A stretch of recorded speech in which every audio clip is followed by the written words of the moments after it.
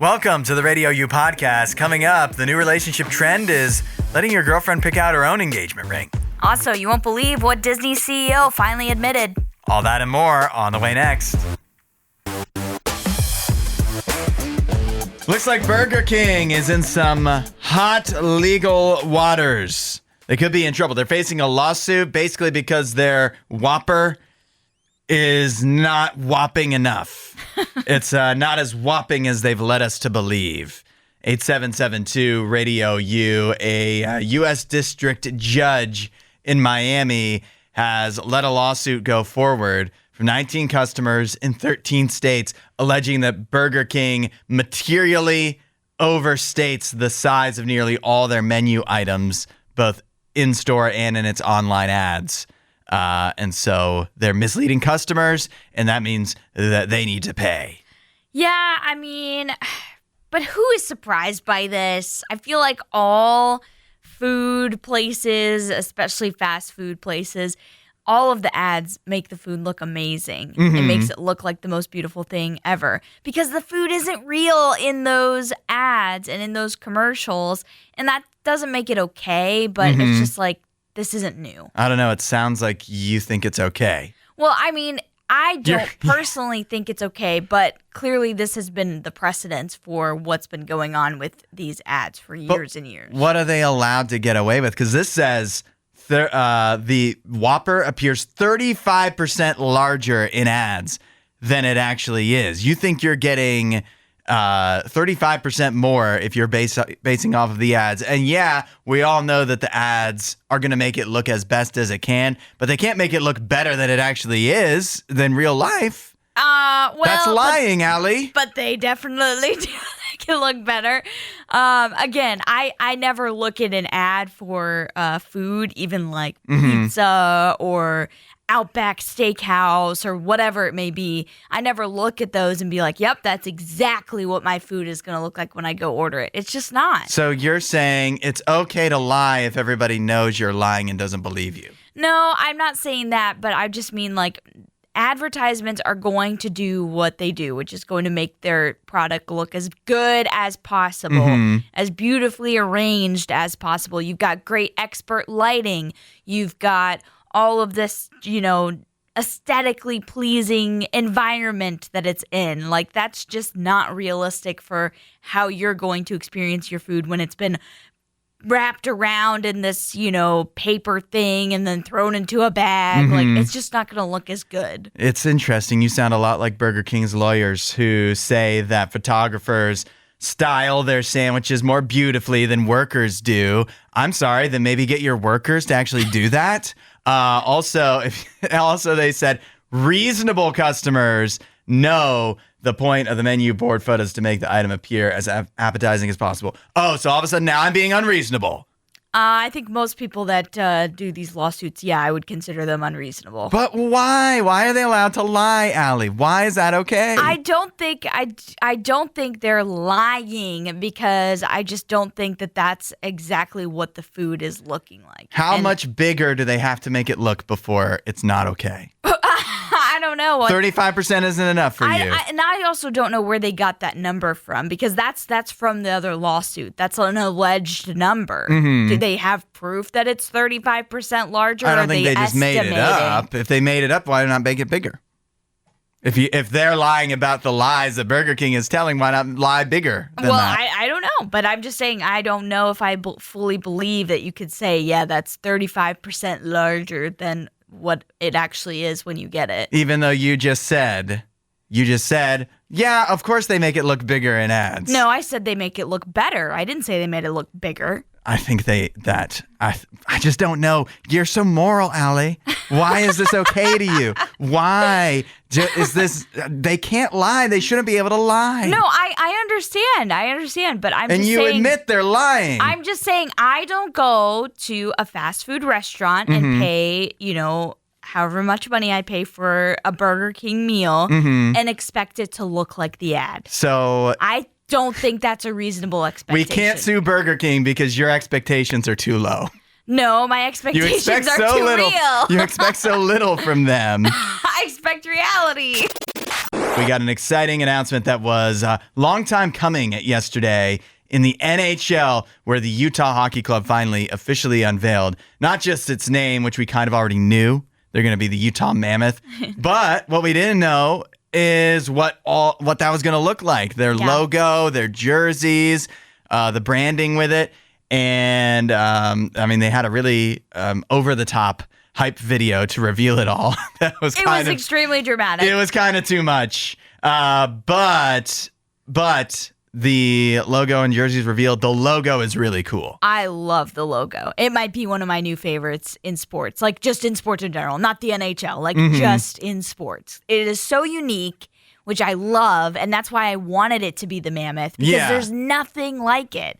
And I'm all for the tusks up little hashtag that they came up with. Like, this is just great. I like that creativity, and we don't always see that in sports, which is so sad, because it's like you could literally choose anything to be your mascot or your tagline, whatever you want to go with, and your logo, and sometimes we get the most uncreative stuff. Yeah. So to see this, it was just a breath of fresh air. Yeah, I like that. In the NHL, the last two teams you've gotten added are the Mammoth and the Kraken, which is just both creative enough to be fun and different and not be corny like a minor league baseball team. Yep.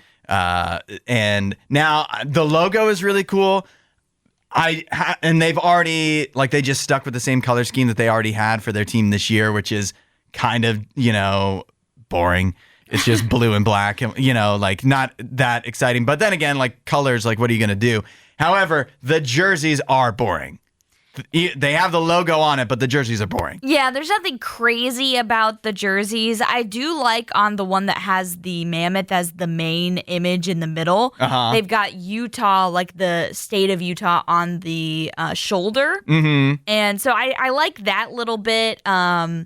But I think the one that has Utah as the main focus, the white jersey, that one to me is okay. Yeah, it's a classic jersey. It literally has 3 stripes on the bottom and on the sleeves, and then it says Utah in diagonal letters across in the most generic font too. It's just no one's gonna buy that jersey. That's not exciting. Who's getting excited about that? No one's gonna buy that. But the Mammoth, and your team name is the Mammoth. You could do so much, and instead you just put Utah across the front. They're really proud of Utah. Yeah, they really did make that known in that advertisement. Yeah. They were Utah this and Utah that and blah, blah, blah, blah. Do you feel that, and obviously I'm not from Utah, I've never been to Utah, but I watch these videos, and it's not just this one, but other hype videos, or when City Connect jerseys come out and they try to explain all the details of it. Yeah. And it's I feel like this was actually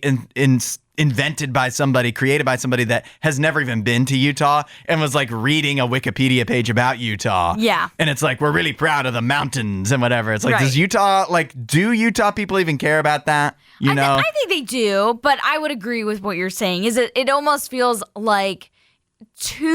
it's specific, but it's specific in a generic way. Yeah, they read a fact sheet about Utah, and they're all right, we have to check off the mountains, we have to check off this thing that the major landmarks, and it's I don't know, if being from Maryland and growing up, there's a few things that you could do in a Maryland video that would hype me up, and a few that would be nobody in Maryland actually thinks this way. Right. And I feel that's how this Utah thing has to be. And maybe that's just how it's going to be for all of them. They just try to cover all the bases. Yeah, exactly. You're just trying to hit all the different ticks and dot all the I's and cross all the T's. So I'm not mad at them. And again, I am actually very excited about this, because I do think it was very creative to go with the Mammoth idea. The logo is fun.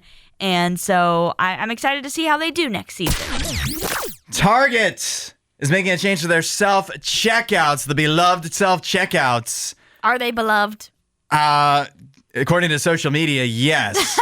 And Target is now limiting self-checkouts to 10 items or less. Oh, wow. Now, to me, I don't know what that means. If you are at this Target self-checkout and you have 12 items.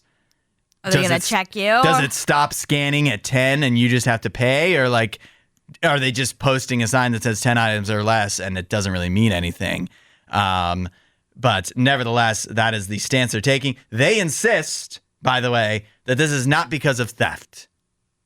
Okay. Because many people assume that the reason that they don't want people to go into self-checkouts anymore is because it's so much easier to steal there. And so Target has literally explicitly said, this is not because we think it's a problem with crime. We are just doing this for other reasons.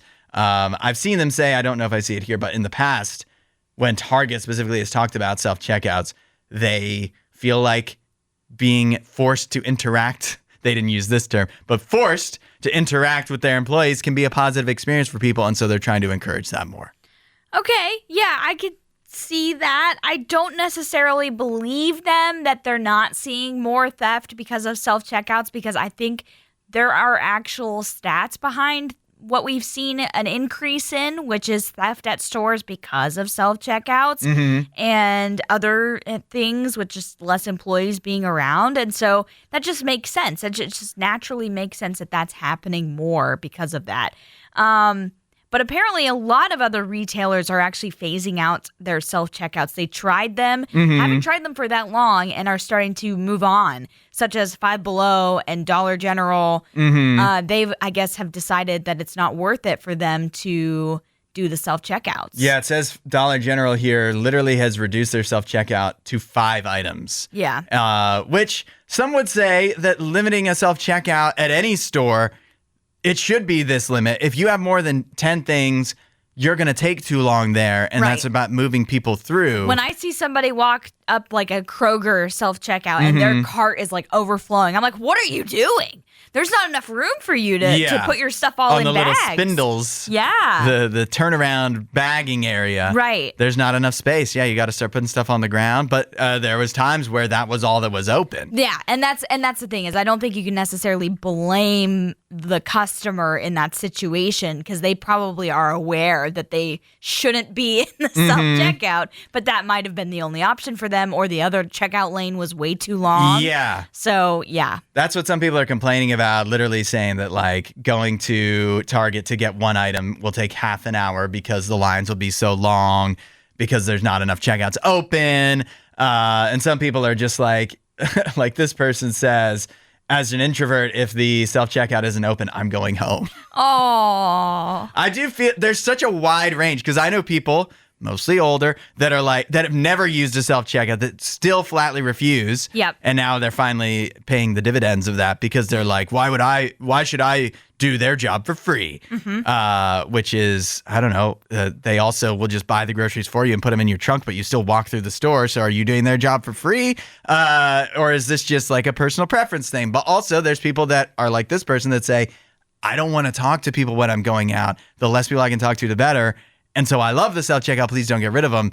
And I feel like we can't make everybody happy. I know. And that's the thing is it's like it is definitely personal preference. So it's a tough way to see exactly what will happen here because I don't think you can fully get rid of them. They've been in our stores for too long now. Yeah, and it's too convenient. There's like, I'm with these people. If the line's too long, I just want to leave the store. Yeah, in some scenarios, it can be convenient. In some, it can be inconvenient. And so it just depends.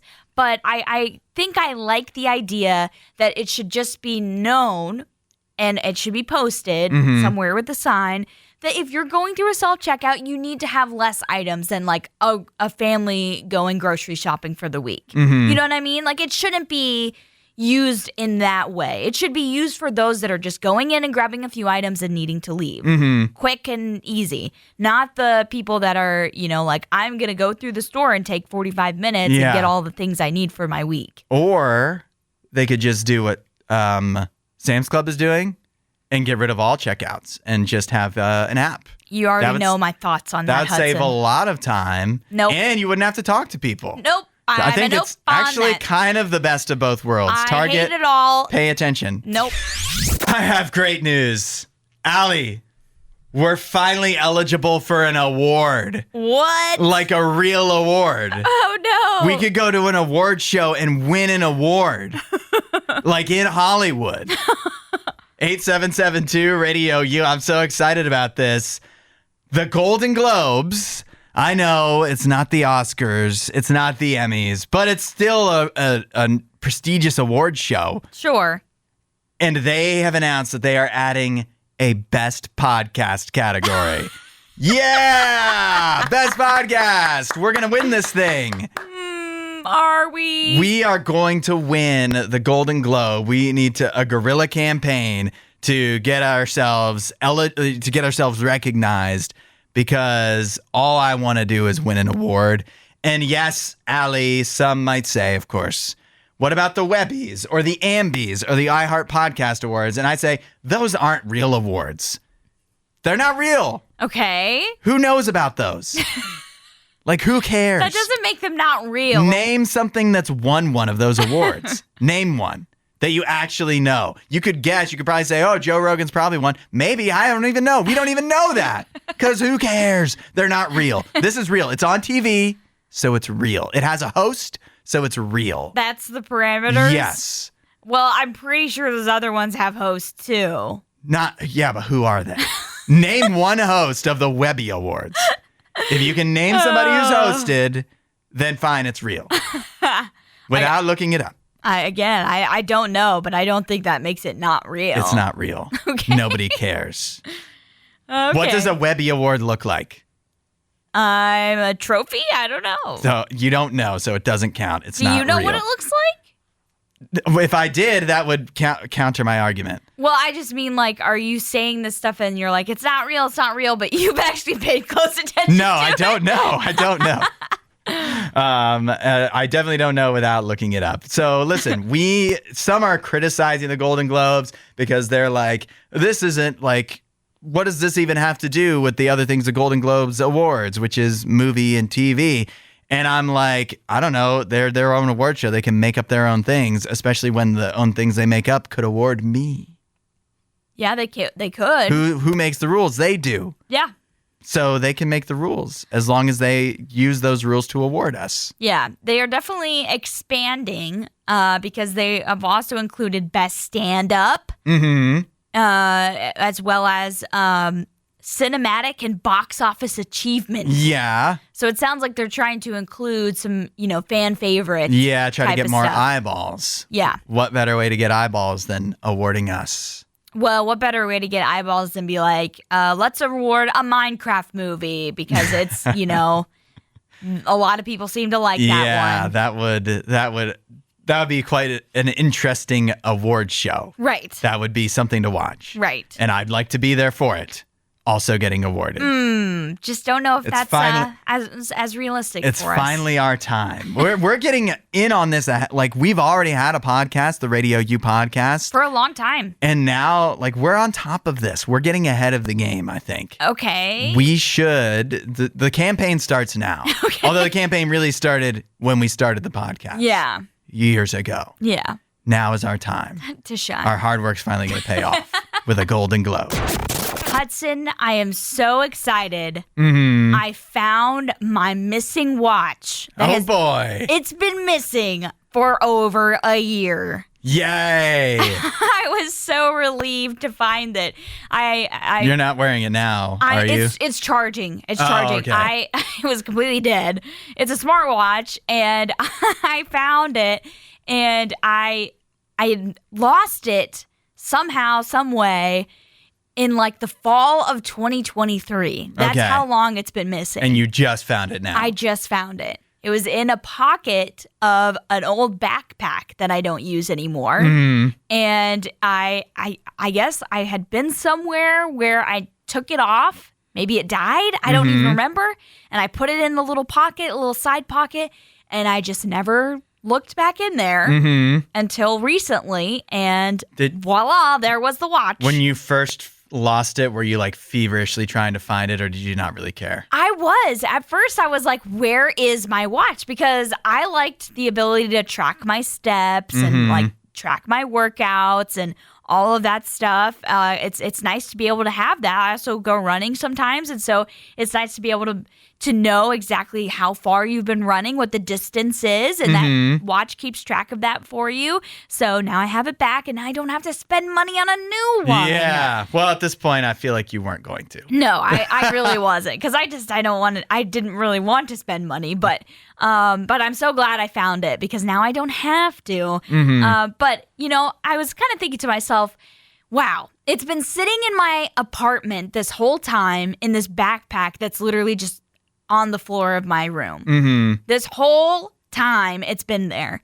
And if I just would have been more dedicated to looking for it, I would have found it. But I kind of gave up on that. After the first week or so, I kind of gave up on looking for this missing watch. I was just like, whatever. It's not worth it. I'm not going to find it. And you know what? I thought about this because I was like, this is such a good example of how good God is. He doesn't give up. He's not the person to be like, they're too hard.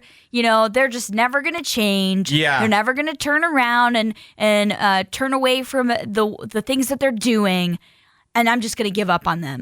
God isn't like that. He is so much better than we are because he doesn't give up, even though sometimes we can be so stubborn and so set in our ways that we just refuse to listen to him and refuse to turn to him, even though we might know that that's the right thing to do. Yeah, I'll give you a good example. I have a jean jacket, and I lost it sometime last year. And I had to go through this entire past fall and now into the spring without this jean jacket. And I really miss it. And I know I have it in my house somewhere. That's the sad thing. I know I didn't lose it. But I'm still looking for it. And I'm going to find it one day. I'm going to keep cleaning up the stuff and I'm going to find it. I'm not giving up on that jean jacket because I love it more than you loved your watch. And that's how God feels about any one of us. Is he, as long as we're gone, as long as we do our own thing and want to be who we want to, I want to do what I want to do. And also, maybe, God doesn't want me anyway, so I'm just going to keep going on. But God's not going to give up on you. No, I mean, the example that we're given in Scripture is the one of the shepherd. He leaves the 99 to find the one. That's how much God loves you. He's seeking you out. How crazy is that? The creator of the universe, your creator, is seeking you out. He wants a relationship with you. He wants to know you. And all you got to do is say yes to that. If you want to find out more, you can visit RadioU.com/free gift. Last night, the New York Knicks made NBA history. 8772 Radio U. They became the first team ever to overcome a 20-point deficit to win in back-to-back games. Insane. In the playoffs. Insane. They were down over 20 points to the Celtics in game one of the series. Obviously, they came back and won that. And then last night also, they were down by 20 points and yet again came back to defeat the Boston Celtics to take a 2-0 lead in the series on the road, which is absolutely crazy. And I guess also this means that the Celtics also made NBA history. The first team to blow two 20-point leads in back-to-back games. Not exactly something you want to be in the history books for. Nope. But it continues the wild run of teams winning on the road in the second round of the NBA playoffs. Granted, the Thunder finally ended the streak by defeating the Nuggets last night in pretty convincing fashion. Yeah, they looked great. But yeah, at first I was thinking to myself, because the Boston Knicks game was earlier. So I saw that game and I was like, oh my goodness, it's going to continue into tonight because it was 6-0 still after that game. And oh my gosh, Beasley with that block. Okay, first of all, to do that 2 games in a row is insane. Yeah. He had 2 defensive plays in a row to end both games to make sure and seal the win for the Knicks. What is going on with Malik Beasley? He's going off right there. But this is crazy. What's even more insane to me is now the Celtics and the Cavs are both 0-2 in their series, the number 1 and number 2 seeds in the Eastern Conference. Yeah. This is just insanity. They're cooked. They're done. They're both done. And you know what they have in common that I think is definitely a contributing factor to why they both wound up in this situation is something that made them very good during the regular season. They both take a ton of threes, and they both have gone, particularly the Celtics, have gone absolutely cold shooting threes. And so that can be a high variance thing. And like the analytics tell you to shoot a lot of threes in the NBA, but that you can't always make them at such a high percentage. And if you live by the three, you also die by it. That's what the Celtics have been particularly finding out here because they have gone ice cold shooting. The fun thing about the NBA, in a way, although this will probably actually be bad for ratings, but the fun thing is it is completely wide open. It really is. We went into the playoffs and through this entire season thinking it was probably more likely than not we'd have Celtics Thunder finals, and we already knew that. And now, literally, the Celtics and the Cavs are like the least likely teams, two of the top three teams we might have thought would make the finals. Now it looks like the odds are incredibly stacked against them. And so it's probably either going to be the Pacers or the Knicks going up against who knows who from the West, which is, it's actually fun. The NBA, a lot of times you go into the playoffs, you think you know what's going to happen, and this playoffs has not been like that. Yeah, and something tells me that these series are not said and done. But we'll see. We'll see. If they continue cold shooting, then I think they are done. They are cooked, as you said. But we'll see. I feel like we may end up seeing the magic get reversed on the other end as these teams that have been hot go home. But who knows? The tough thing is you now, as a Celtics or Cavs backer, have to win 4 out of 5 games, and 3 out of those 5 are on the road. But granted, obviously home field or home court advantage hasn't mattered as much in these in the second round at all. But I feel like that's not something because of these few games you should take as a permanent thing going forward. Home court still matters. And, I mean, especially Madison Square Garden, that place is going to be insane. That is going to be... to finally have the Knicks having some success. It's going to be crazy. Our own Nene is going to be crazy if the Knicks end up pulling out this series against the Celtics. I just don't know if I fully trust them, you know? I don't trust them, but they also... you have to turn so... it has to turn around so badly for them to blow it. If anyone can do it, though, if anyone can turn it around, it's the Celtics. They also, have that type of magic luck or something. I don't even know what to describe it. They're the Celtics. They're Irish. They're lucky. If anybody could blow it, it's probably the Knicks is really the truth. There's a new relationship trend going on. Maybe you've been a part of it, for all you know. 8772 Radio U. It's called quiet proposing. Quiet proposing is basically, instead of keeping particularly the engagement ring a secret until you actually propose, it's more of where a couple will kind of pick out the ring together. The way it's described here by one relationship expert, couples are opting for certainty over surprise, ensuring the ring is a perfect reflection of personal style and preferences, while also being able to share the shopping experience. Allie, how do you feel about quiet proposing? Not a fan. Not a fan? Not a fan. I think I like the idea of the guy having to pick it and it being a surprise. And I think I like that more, the traditional way. I understand that quiet proposing, this is something that really appeals to me and probably should appeal to almost every guy because we typically don't wear jewelry. We particularly don't wear... an engagement ring like this, it's a way different thing it's way out of our wheelhouse. Yes, there's some fun or, thoughtfulness that goes into having to pick out a ring or any jewelry for your girlfriend or wife or whatever. But the ring an engagement ring is a lot of pressure and it's a lot of money. And so do you want some Dumbo like me? Does my wife want some Dumbo like me picking out a ring that she's supposed to wear for the rest of her life? If I'm going to marry somebody, I'm not going to want them to be a Dumbo, first of all. And also, I would appreciate that they took the time to consider getting me a ring, obviously, and also something that they thought I would like. And I don't think there's anything wrong with showing your boyfriend rings to be like, hey, this is the style that I like. This is the cut that I like, to kind of influence them. But I don't like the idea of going to the jewelry store together and picking out a ring together. I much prefer it to be a surprise. And, I'm also the same way with like the engagement itself. I know some people do the whole thing of like they kind of already know the engagement is going to happen. Yeah. And so it's not really a surprise. I don't like that either. I think that takes the romantic parts of it out. When I saw Cripe proposing, I thought it was like that exactly what you just described of like it not being anything about it being a surprise at all, which outside of the ring was the scenario that me and Mrs. Hudson went through where it was like she knew it was coming. Yeah. She didn't want it to be a big deal, and so she didn't want it to be a surprise, which I appreciated. Okay.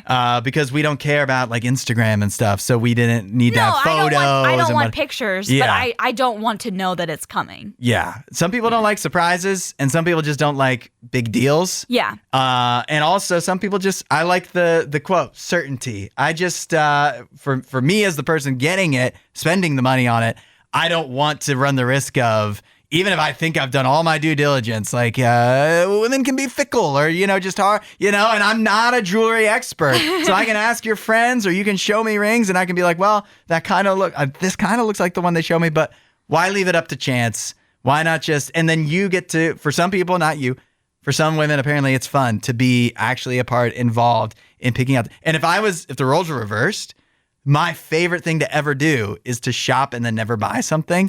Or, I just love the thrill of the hunt. Okay. And so I would love, if the roles were reversed, I would love to be involved in the picking out process because that'd be so fun. I would never actually land on one. And so that would be a problem. Women get to pick out a lot of stuff for weddings. We get to pick out the dress, a lot of the decor, a lot of, the venue, a lot of different things. Mm-hmm. This is the one thing we don't traditionally get to pick out. And I think that's okay. We don't need to be in control of every little part of your wedding. It's okay, but it's also okay the other way. I don't have any issue with those that don't like surprise and they would much prefer be in control of the situation. For me, I don't need that. Earlier this week, it was brought to everyone's attention that President Donald Trump wants to reopen Alcatraz prison off the coast of California, right? Mm-hmm, mm-hmm. So since then, and we talked about this and we kind of admitted we don't know as much about Alcatraz and what the idea is here, but I've not intentionally, but kind of learned more about it. So you did some research? Yeah, it wasn't like I sat down and, started writing a paper, but I've just see some things. Yeah, I've come across some things. And so I've learned a lot and I thought it was worth passing on. Okay, yeah, pass it on. First of all, do you know what year Alcatraz closed? Was it in the 80s? No, it was in 1963. Wow, really? It has not been housing any prisoners since 1963. That's crazy. Yeah. That's a long time. And so even at that point, that was, 62 years ago now. That's not to age my mom, but that's the year she was born. Yeah. So it's still the same building now. It was, at that time, it was out of date and getting to be worn down, not to the point where, because of course it's still standing and people can go tour it. You can go tour it, but it wouldn't be able to house prisoners the way it is now. Yeah. It also doesn't have a lot of power or running waters that we would need today if we were going to put prisoners. I mean, we can put them in bad conditions, I suppose. They are prisoners, but not that bad. No, that's not good. Yeah. No. So it would literally have to be completely torn down and rebuilt. But it's also completely rebuilt. Yeah. But now it's a historic site, so that probably run into some issues. But because they do tours, right? Yeah. So we could get over that, right? But then the other thing is we want a prison that nobody would escape from, and I haven't heard. I feel like I've heard about this, but I wasn't aware of it in my mind until now. That we have a prison that's basically, they call it the Alcatraz of the Rockies. It's called Florence. And it's inescapable. Yes, it is. And it is crazy. And I had a thing here where one of the former wardens described it as an experience worse than death if you were to be in prison there. For 23 hours a day, you're basically in solitary confinement, everybody that's there, in a room that only has concrete furniture and a shower that's on a timer and one window that you could never get out of, no person could get out of. It does have a TV if you earn it with good behavior, and the TV only broadcasts in black and white, and it's religious services and some other classes that you can watch, but not TV. Wow. So these are the worst of the worst people That's ever. where the Boston Marathon bomber is currently held. Yeah. And nobody has ever escaped, and I don't think anybody ever will. Yeah, I mean that sounds awful. Yeah. That sounds awful. But I mean it is for the literal worst of the worst people you've ever heard of. Yes. So the absolute don't worst start criminal. feeling bad for these guys. No, you know? I mean they've earned it. And now they have a lot of time to literally just sit in a concrete room for 23 hours a day, and they get 1 hour a day of exercise, I guess, which is even less than standard prisoners get. Yeah. And so not a great experience. Nope. But that's already there. And it's not like it's full and nobody's ever escaped. And if they did escape, they'd be hours away from anything else in Colorado. So what you're telling me is we need to start promoting Florence so that people realize Alcatraz is unneeded and actually would not be as bad as Florence. Yes, exactly. I mean, if they're going to tear it down, they could make it as bad. But why go through that trouble? Yeah, why we already have spend that amount of money to do that? So if you want to find out more, definitely look up the ADX Florence. I'm going to need to look this up. Yeah, no. I mean, there's not a lot of like pictures and stuff of the inside, of course, but just read about it. It is really interesting. Wow. And, it really makes me not ever want to commit any crimes. And that's what it should do. A deterrent. Here we go. Allie and I have a topic. We get to pick our first choice and our worst choice for that topic, and then you get to decide which of us chose better and which picks we missed. Today's topic is cereal. I think I've got this one in the bag. Okay. I like the confidence. The first pick, the best cereal, is Peanut Butter Captain Crunch. Oh, okay. Yeah, can't forget about the Peanut Butter Captain Crunch. It's so good. Although that is absolutely a cut above for me than any other cereal, but there's a lot of cereals lurking close behind in second place. Yeah, that all would be great choices if it weren't for Peanut Butter Captain Crunch. The worst choice, I just have to go with my heart on this. Raisin Bran. I already, it sounds very similar to Wheaties, which I actually like, but a lot of people don't. But if you put raisins in my Wheaties, I'd be very upset, and then I wouldn't like the Wheaties anymore. I'd eat around the raisins. Yep. So Raisin Bran is the worst for me. Yeah, I do not like raisins either, and I definitely contemplated Raisin Bran being my worst as well, but I ended up going with something else. My first, though, I decided something that is like, with cereals, it can get tough because some can be a little too sweet. Sure. Especially for the kids. But I think this is a cereal that appeals both to the kids and to the adults, which I like. And that is Honey Nut Cheerios. There's just something about the sweetness with them where it's not too much, but it's also not sweet at all. Yeah. It's got, to me, the perfect mix. So I'm going Honey Nut Cheerios with first. And then for worst, I'm going with Rice Krispies. What? Rice Krispies. They are good as a dessert as Rice Krispie treats. Of course. But as cereal, they are the driest, most tasteless thing that has ever existed. What are they even made of? We don't even know. Rice. It's rice. What do you mean, what are they made of? But it's not good. It's just not good. And I liked Rice Krispies as a kid. I enjoyed them. But have you had them lately? Have you tried them lately? Honestly, I haven't had any cereal lately. And when we were doing this, I was actually like, why not? I should be having cereal. Were you taste testing recently? No, Did you try some Raisin Bran? Now I might actually try and eat tonight for dinner one of the 8 boxes of cereal that's been in my pantry for 6 years. If it's any of it still good. Oh, yeah, I was going to say, maybe don't do that. I love buying cereal and then never eating it. Okay. Because it doesn't feel like a meal, but why can't it be?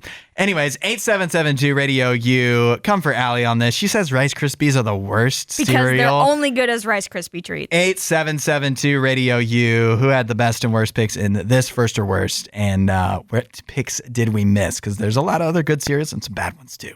Yeah. And we have responses coming in. Susanna says, Team Allie, I agree on the first and the worst, and she loves raisins.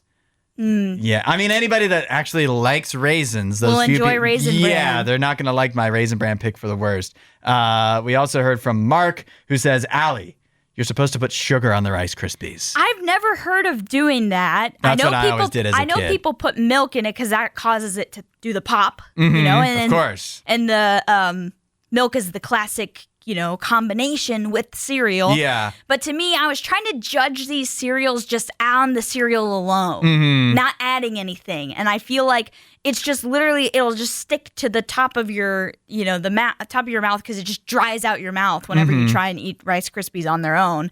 And then also Honey Nut Cheerios, I do think they are one of the cereals, and there are many of these, that actually do taste fine just on its own. Mark also says that Lucky Charms is far and away the best, which I have to disagree with. I almost picked Lucky Charms, but I feel like it's one of those that is just too sweet for me. I can't enjoy it as an adult. That's crazy. That's a crazy thing to say. It's too much sweetness. My problem with Lucky Charms is that there's not enough marshmallows and too much of the cat food that's in it. It's literally the same shapes as cat food. I don't rock with Lucky Charms for that reason. Shrew says Honey Bunches of Oats with almonds is number one. Shame on us both. Ooh, I've never even heard of that. I would love that. I love almonds. I enjoy Honey Bunches of Oats. They are very good. They're not number one. Okay. But like I said, Peanut Butter Captain Crunch is a clear number one for me, but there's a lot of great choices for cereal. I also have not had your number one. I had no idea that even existed. Chad says, good morning, Hudson and Allie. It's a toss-up. Allie wins for worst, but Hudson wins for first. I have to go with Hudson, as Peanut Butter Captain Crunch is my favorite. He says the worst is unflavored puffed wheat. What is that? I've never heard of that, but that's kind of how I describe Rice Krispies. It's unflavored, just I mean, puff. As much as you could complain that like cereal is too sugary, we can all agree that like the worst cereal is the unsugared versions of the cereal. You know what I mean? Like Rice Krispies aren't as good as putting sugar on them, or as Cocoa Krispies. Cornflakes aren't as good as Frosted Flakes. Yes. Shredded wheat is not as good as frosted shredded wheat. Let's see. Dee says voting for Hudson. Rice Krispies are the best allergy-friendly cereal, but her pick for best would be Cinnamon Toast Crunch, which is one that was on my Mount Rushmore.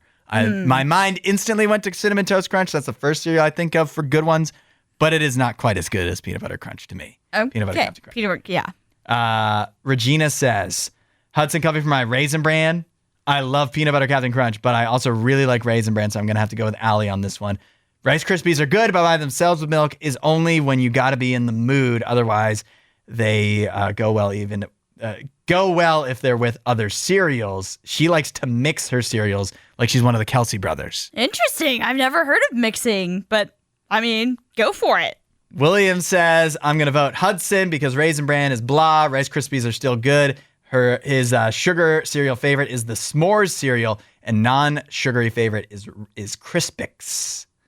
Haven't heard of either of those. Crispix is like little squares that kind of look like Chex Mix, I think. Like the Chex.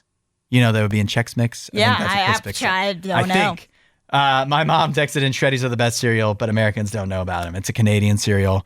Yep, very good. Haven't heard of it. The last time they went to Canada, she brought me back a box, and that's the last time I ate cereal, which was a couple days ago.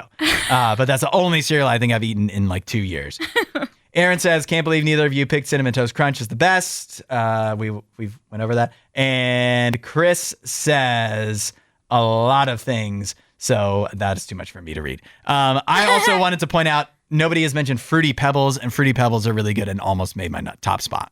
Fruity Pebbles are pretty good. I don't know. I'm not that much of a sugary breakfast person. I like savory breakfast. And so picking cereals is harder for me because a lot of them, like you said, the good ones are the ones that happen to have a lot of sugar in them. But I feel like the savory person in me that also enjoys a little bit of a sweetness sometimes, the Honey Nut Cheerios is like the perfect mix for me. What I feel like I'm hearing is that, Allie, you do not have enough experience with cereal. I don't eat cereal that often. I mean, nobody that's an adult does. I also say, but it sounds like you didn't get a lot of cereal as a kid. I will. Yes, I will add to this. In Zambia, there were 2 cereals to choose from. Here in America, it's like 30 cereals. I get like no, it's like 85. I get like choice paralysis in the cereal aisle here in America. Disney has a Marvel problem, and finally they're willing to admit it. 8772 Radio U. CEO Bob Iger, the Disney CEO, just went on record, finally admitting that they. This is a quote from him. Lost a little focus by making too much Marvel content. It got watered down. It got to be where they were making too much and not putting the care they needed to, not putting the quality over quantity. And finally, Disney is saying, yeah, yeah, we admit it. We did do that. Well, I will say I agree more with the second half of that statement than the first half. And I've seen this a lot with a lot of the superhero stuff. A lot of people are coming up with excuses as to why these movies aren't doing as well as they used to. Because a lot of these superhero franchises were making buffo bucks, 5 years ago. And I've been seeing the excuse mainly being superhero fatigue. But I feel like we wouldn't be as fatigued if you would just put more care into the projects you are making. So I agree more with the second half of the statement, less with the beginning, because it's like, I don't necessarily agree that you're making too much, but you're making content that people don't like, that people aren't enjoying as much as they were in the past. So if you put more care into it, and maybe it is you need to make less to actually be able to put more care, maybe that is the answer. I don't know. But I'm like, in my mind, maybe do a better job at what you're creating and not blame it on people being fatigued by it. Yeah. Well, I mean, I think you are fatigued by it being... fatigued by it being bad. Yeah, but that's a difference between there's just too much to choose from. Because if it was all good, that would be different than it being like, well, all of it's kind of bad and now we just don't want to go because we're tired of being disappointed. Yeah. Well, I think part of the problem is that between putting out a bunch of movies, which is one thing, and he said this is a quote again from Bob Iger, the CEO of Disney. In our zeal to flood our streaming platform with more content, we turned to all of our creative engines, including Marvel, and had them introduce or produce a lot more. And frankly, we've all admitted to ourselves that we've lost a little focus by making too much. They had Marvel try to crank out a lot of shows. Yeah. And particularly that's where some of those are some of the worst flops in the Marvel Cinematic Universe. Yes. But then also because everything was connected, it felt like you were missing out on something or required to watch it to be able to understand what's going on in the movies, which it should not be that way. But then you're like, well, I don't want to watch this thing that sucks, but that means I can't go watch the movie that may or may not be good because I don't even know what's going to go on in it. And so it's just all too much when you really, the more things you make, the more likely some are going to be bad. Sure. And when they're all reliant on each other, then the bad things can really bring down the good things. Yeah, it can weigh things down. But I just feel like I'm tired of hearing this as an excuse because I feel like it maybe takes away a little bit of the ownership sometimes because it's like, oh, we just made too much. We stretched ourselves too thin. We were too ambitious. And it's like, sure, but maybe it was also that you've just lost a little focus as far as what fans actually enjoy, what good storytelling looks like. Maybe admit that a little bit too, because you made some movies with a lot of money, a lot of budget, and that took a lot of time to make. But the story was not very well written. Do you think also they just thought, and this is true of Marvel and like with DC and with so many other franchises that aren't even superheroes, it's like if we just put the character that people like out here, Star Wars, the characters and stories that people are familiar with, then they'll just like it. That's what they want. And it's like, no, we want good movies. I think that's exactly what they thought. Probably happened to feature people that we're more familiar with. Yeah. But I mean, the good news is they admit they were cranking out, not just with Marvel, but with other things, too much for the streaming platforms. And so maybe they'll start making less and maybe they'll lower the prices. Nope. Thanks for listening to the RadioU Podcast. Don't forget to rate and review the show.